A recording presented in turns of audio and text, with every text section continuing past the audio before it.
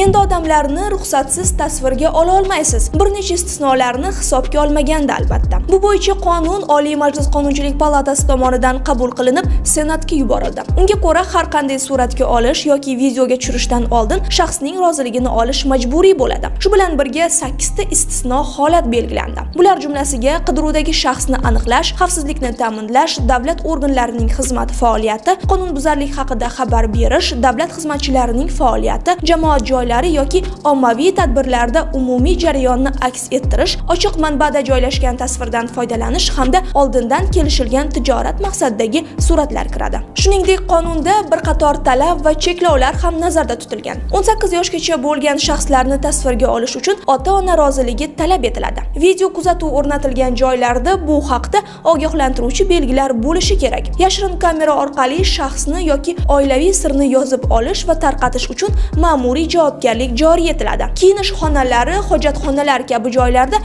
video kuzatuv tizimlarini o'rnatish qat'iyan taqiqlanadi.